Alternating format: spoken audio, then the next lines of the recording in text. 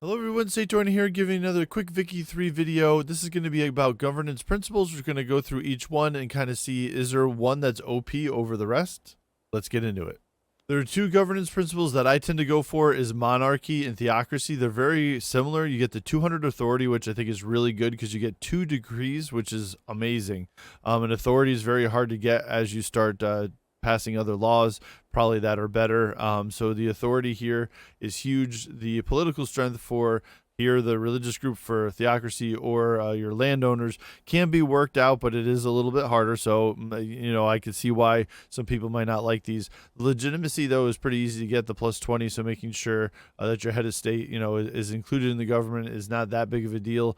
I would say the other thing, though, is the government ideology penalty of 10%. That's pretty new. And you'll see that when you go to your government. So, for example, if we have the intelligentsia in the government and we want to, let's say, put in the landowners here, almost everything that the landowners want, the intelligentsia opposes. So you're going to get a pretty big penalty, and this makes it even worse.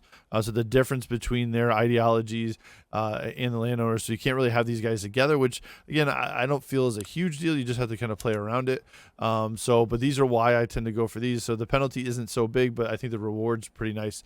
Presidential republic is another one. You lose 100 authority compared to monarchy, which isn't the best, but you don't have to worry about your interest groups and them getting some extra political strength out of this.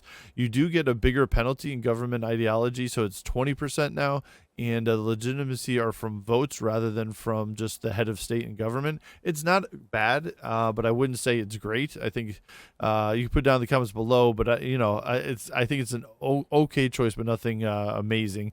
Same with parliamentary republic. Now you have no authority at all. You also have no government ideology penalty, which that's nice. Your legitimacy is for votes and your government size allowance. So this gives you a little bit more flexibility. If you're really not worrying about authority, this is probably okay choice, way to go. But again, I feel like presidential republic and parliamentary are just kind of meh. Last but not least is Council Republic. I think this might be the strongest one. However, I don't like losing the authority. So if you got authority in other areas, and I would say this probably is the better of all of the different governance principles that you can choose.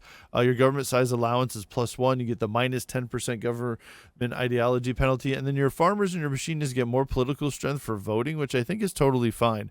So a socialism or like a socialist government, it feels like the game is heading you towards this all the time, which I don't like. I'd like to see some balance where, it's better. I think it's okay because, like I said, monarchy, I feel like I want to go there, or theocracy because of the authority, because I like that.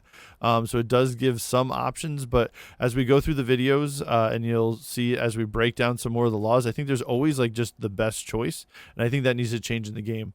Let me know what you think down in the comments below. Hit that like, subscribe, notification button if you'd like to see more of this, and as always, for the swarm.